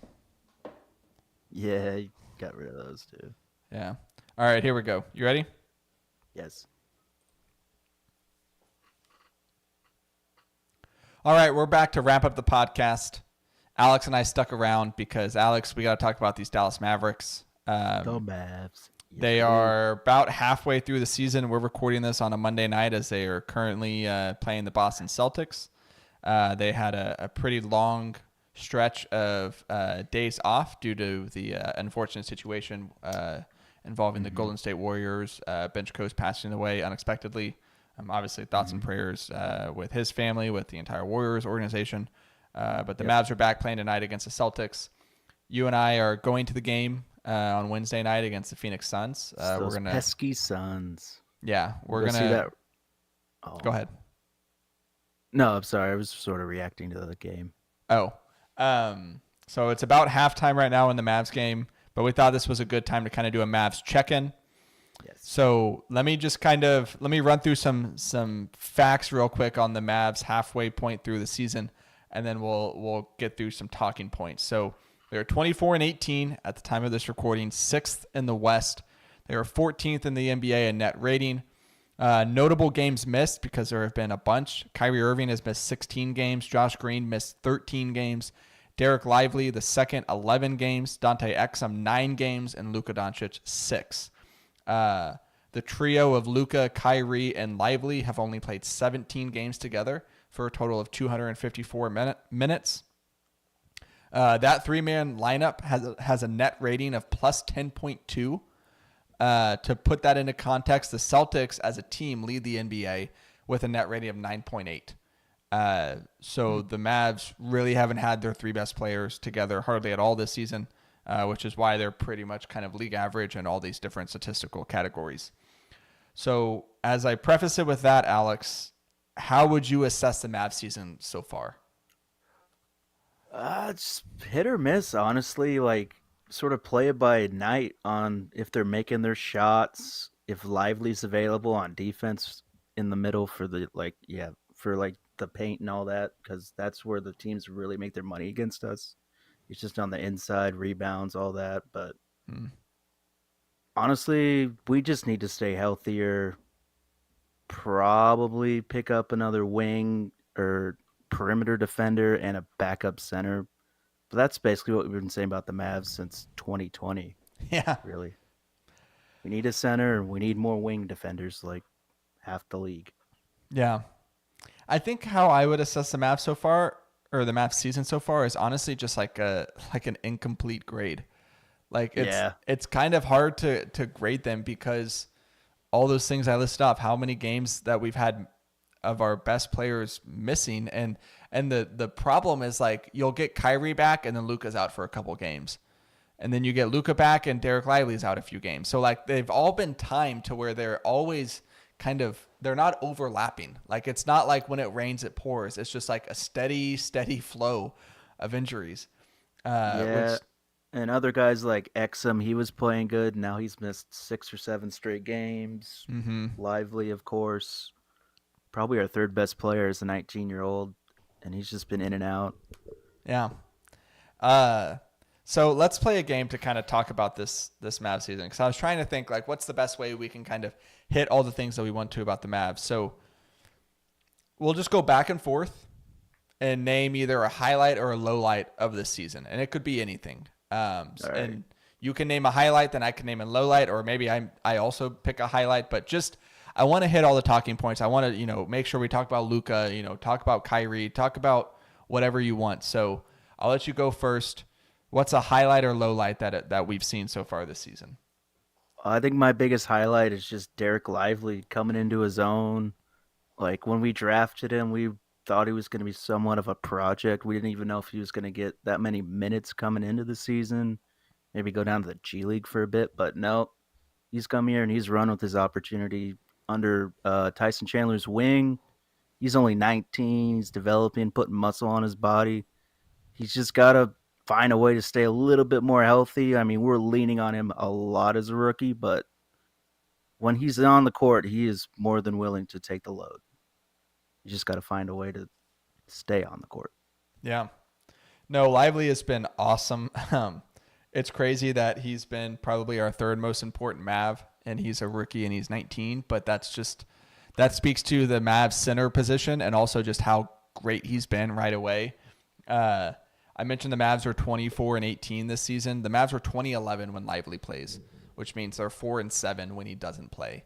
2011, you're winning 2 out of 3 games, which is a really, really, really good pace in the NBA. If you think about like that over an entire season, if you won 2/3 of your games, like that's a 55? 55 win team. Yep. Which is pretty good. So yeah, he's been awesome. I'll do another highlight. Let's just go ahead and get this out of the way. It's Luka. Yeah, I I mean, mean, to be obvious. He's taken a step forward, which is crazy, but he's averaging 33, 8, and 9 on the season, including 37% from 3 on 10 attempts per game. And that's kind of the missing piece that he's added, to where he's always taken threes at a high rate, but he's always kind of been so at making them at a high clip. But 37% on 10 attempts per game is just otherworldly. Like he's in like Steph Curry territory, which is ridiculous, but he is. And he's got the assists and the rebounds to back it up. Like we have truly seen a new version of him, which we didn't even know was possible. Honestly, he was already a top 3 player before we started the season, yeah. and he's just continued to improve and surprise us. What he's doing night in and night out, and I also want to say, like, it's hard to quantify this from a statistical standpoint, but he has really stepped up his defensive effort. Like he has truly been taking a lot of pride in his ability as a defender, and you've seen that on the court to where he's not a traffic cone anymore. Like he is bodying up the other team's guards and forwards, and he's saying, "No, I'm gonna actually stop you on defense and not just kind of be very lackadaisical." Like that's been really cool to see. So I got to mention him as a highlight. All right, back to you. Give me another highlight or low light of the season. All right, I'll go low light. the backup center and just center depth position in general, that's just the main weakness of this team. Like, obviously, one, we knew Dwight Powell isn't the guy. Like, he's okay in the backup role, but when Lively's out and we got to depend on him, that's a no go. Holmes, some of it's sort of been his fault, and the other fault goes on Kidd for not really giving him too much of a run. And then after that, I guess Kleba, he's been hurt a lot, but when he's been healthy, I don't know, man. He just seems a little bit washed. Yeah. And when his shot isn't falling, the way he shoots it, it just makes it look ugly, and just you get a bad taste in his mouth when his shot is not falling, and he can't even. He's not been the defender he was in the past in 2020 and 2021. Like, I haven't seen that guy in a couple of years, and it's sort of sad because I really did like Maxey, but it's getting pretty close to cut bait time with him, I think. Yeah. No, I think you're right. He physically, he just doesn't seem to be there anymore. And you're right. Like that's probably the biggest weakness for this team is that backup center position. Basically insurance for Lively. It's kind of similar. I mean, I know the Thunder they've played like a much better team this year, but their biggest need is they need a backup big to protect Chet, because if Chet misses some time or if he gets in foul trouble, like they're pretty much screwed from a size standpoint. And that's kind of where the Mavs are with Lively. Like they need someone to fill in well in those non-Lively minutes. And I think that's something we're going to talk about later on in the podcast as we think about the trade deadline. But no, you're absolutely right. All right, I'll do another highlight here. All right. The Mavs are good in the clutch. They have been a good clutch team. They are 14-5 in clutch games. They are second in the NBA in win percentage. This is something that has been a problem in past seasons, and I think a lot of it speaks to the fact that Luka and Kyrie have figured out kind of how to play together in those crunch time minutes, to where they're winning basically 75% of the time in clutch games, which is ridiculous. So I'd say that's a really big highlight, because the Mavs are not the most talented team. They're definitely a playoff team, and if they get in these playoff series, a lot of these series are going to be decided in those final few minutes. And the Mavs are going to have Luka and Kyrie in those final possessions, and so far that's worked out very well for them in the regular season. So I definitely have that as a highlight. Yeah, I agree. I think that's part of the reason they brought Kyrie in last year. Historically, he's just one of the best fourth quarter closer, point guard, scorer type players we've seen in the league in history. Like, he had that shot against Golden State in 2016 that won the Cavs the championship. So he's just been doing this his whole career. Yeah. And he's continued to do it here. So not surprised. All right, back to you.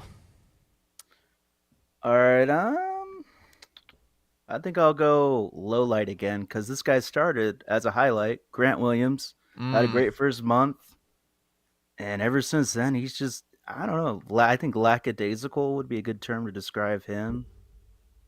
He just looks a step slow out there, and when his shot's not dropping, there's just not much to really like about his game. I'm glad you mentioned him, because if you didn't, I was going to, because to me, he's the biggest low light. Like, we can talk about the center position, but we expected him to like be that dude. And he was that dude for the first 2 weeks, so that just doesn't help his case. It's fallen off a cliff. So one of the things that I really like on the NBA like stat page is you can look at different lineups, and you can look at like 2-man lineups, 3-man lineups, 4-man lineups, 5-man lineups. So you can kind of see these different groupings and how they've performed from like a net rating, offensive rating standpoint, all these different things. If you look at the Mavs and you look at all 2-man lineups, minimum of 100 minutes played, which is really not that much for a 2-man lineup halfway through the season. But I did minimum 100 minutes because I wanted to rule out like really odd swings, maybe like the last 2 minutes of like a garbage time game where it was like, Max and AJ Lawson. Like, we want to kind of remove those situations. So minimum 100 minutes. 4 of the 6 worst 2-man lineups by net rating involve Grant Williams this season for the Mavs. Yikes. 4 of the 6 involve Grant Williams for the Mavs. They're just not winning the minutes when he's on the floor. And I know he has not been scoring well, like he has not been shooting the ball well, like we would have expected him to. But the thing that's been disappointing for me is his defense. Like he has not been a defensive anchor like we hoped he would be. If anything, he's been a liability. Just looks a little undersized out there. Yeah. Can't stay in front of anybody. So if the Mavs want to do anything this season, like at the very least win a playoff game, they're going to need more from him. He just hasn't been it. He did mention this weekend that he has been losing some weight. He's lost about 15 pounds since the season started.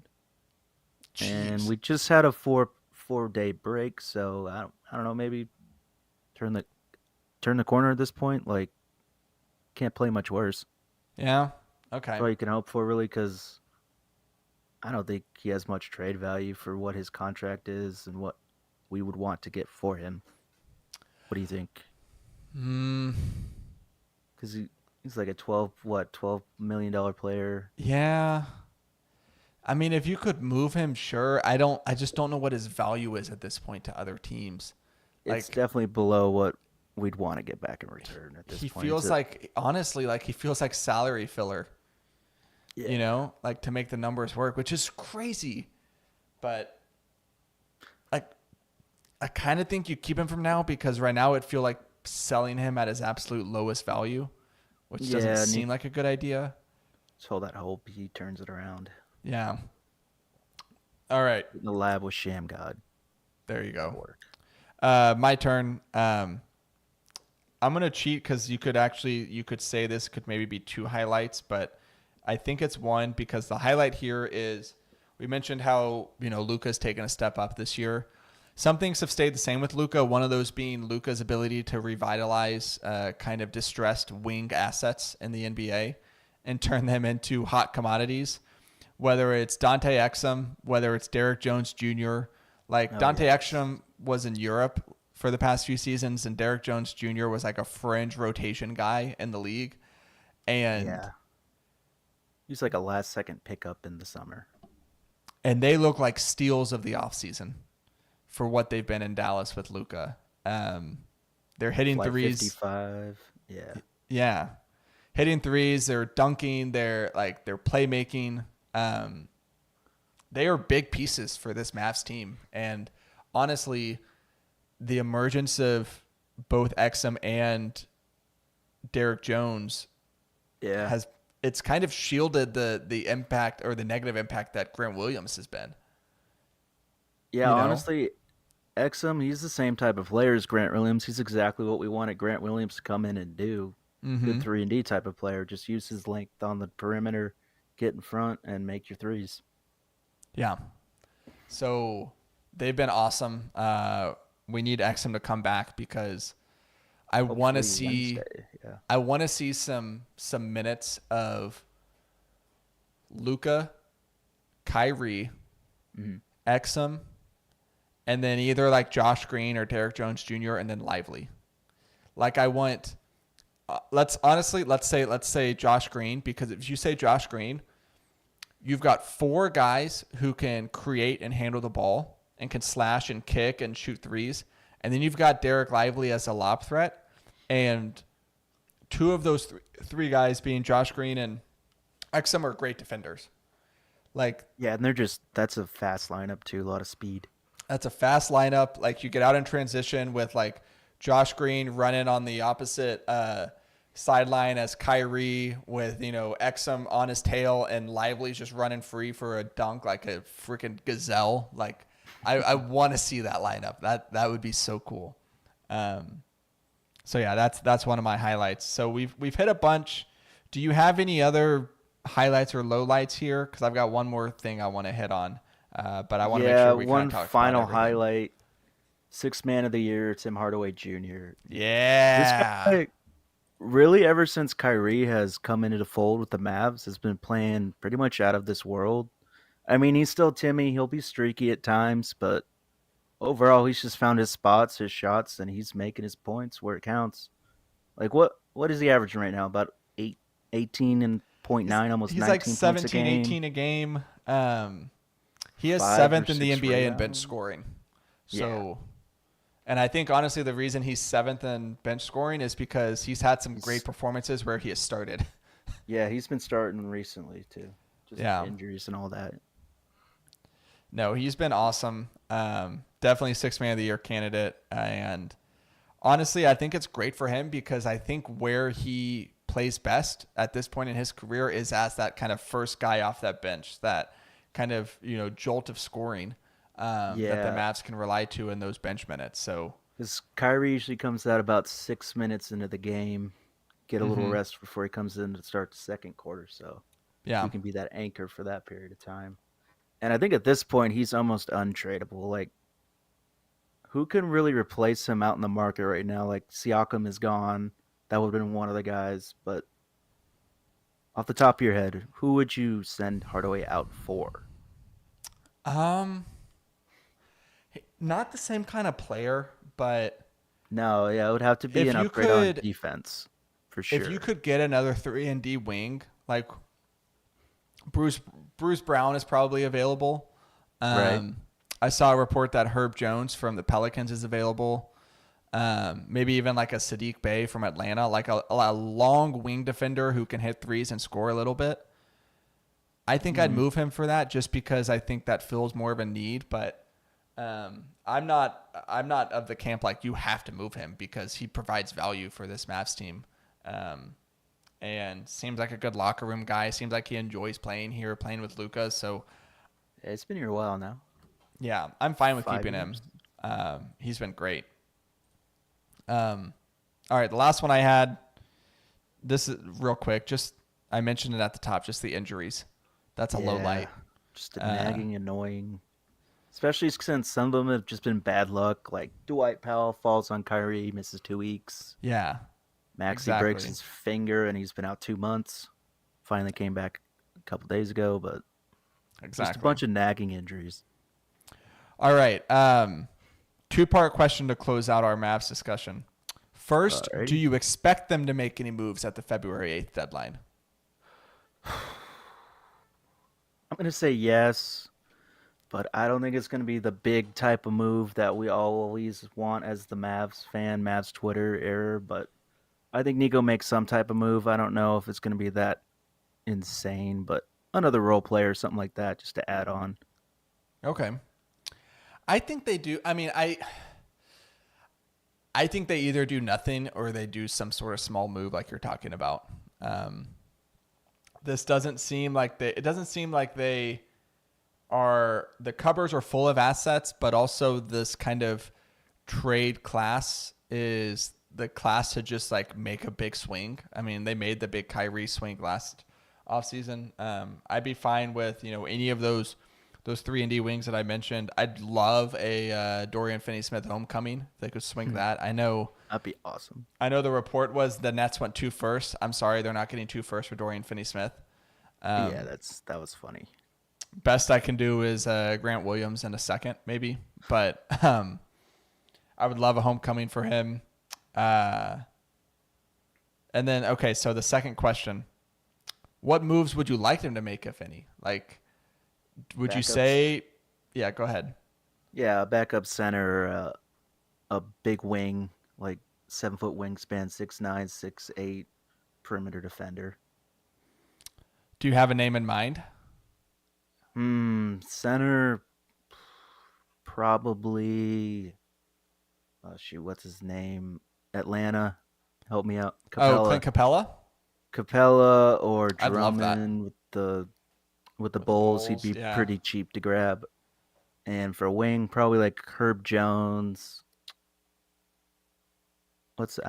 I'm not thinking of wing names right now. Name that's one. okay. I mean, we already named a few wings. Yeah, Capella would be great as a backup center.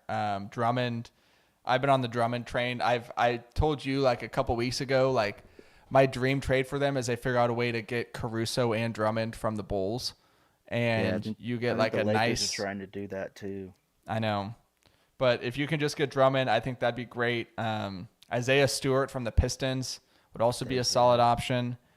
Even Daniel Gafford from the Wizards, because again, we're not looking for a starting center. We already have it. We need someone to play 10, 15 minutes a night and just guard the paint and grab rebounds and catch a couple lobs. And like, other than that, collect your game checks and have a nice day. Like, we're not asking for much. I think another name that's been floating around with the Mavs, the Wizards, and all that, Kuzma. He's not really like a need, but he is a lengthy power forward scorer type. He can play defense when he wants to, but with the Wizards, he really hasn't. But it's the Wizards, so I give him a slight pass there. Yeah. I just don't. The price might be a little too much for us. Yeah, I think you hit it right there. They might just get priced out of Kuzma, and he's not the kind of player that I'd want them to make a big swing for. Like, No. that seems too risky. But if they can get him for the cheap, then sure. With the whole backup big thing, I think they need to move quickly on that because a lot of teams are going to be on the market for a backup big. So there's going to be some competition from a trade standpoint. So I'd like to see them, don't wait till February 8th at 2:55 to go grab them. Like, just do it now, or do it, in the next week or so. So, all right. Any other Mavs notes? I feel like we hit a lot of what we wanted to talk about, but I want to make sure that we get it all. So anything else on the Mavs, or do we want to wrap up this, what has been kind of a lengthy podcast? No, yeah, I'm good. Go Mavs, as always. Go Mavs. We'll see if they can mount this comeback here against the Celtics. They're currently down 12, about rough. 4 minutes into the third quarter. So, all right. Gonna need a big fourth. Yes. That is going to do it for this week's episode of Making the Call. Thank you, of course, to Alex and Rosie for hopping on this week. Thank you to anyone who tuned in on the YouTube. Thank you, of course, to our lovely listeners, whether it's on Spotify, Apple, or wherever you get your podcasts. We'll be back next Monday night, 7 p.m. on YouTube, Tuesday morning in podcast form, to break down all the action from the conference championships, as well as maybe like a quick instant reaction Super Bowl preview, all that good stuff. So the dad joke this week, I'm scrolling through trying to find a good one. All right, here we go. To whoever stole my copy of Microsoft Office, I will find you. You have my word. So I hope everyone has a fantastic rest of the week, and we will see you next time. Woo! Boom. Nice. All right. Good pod, buddy. That was fun. Yeah. Hey, on Wednesday, do you just want to meet at the parking garage? We can. Remind me, where do you work? Are you in McKinney or are you in Addison? Yeah, I'm in McKinney, sort of down by 75, near downtown. Okay. Honestly, if you want, you can meet at my house and we can ride down together. Because I'll come home after work before driving down there. That way we can save money on gas and parking and all that stuff. Just bring the Pulisic jersey and I'll swap you. Yeah, I got it right there, still in the package and all that. Perfect. But yeah, does that sound good? Yeah, that'll work. Alrighty. All right. Well, See you then.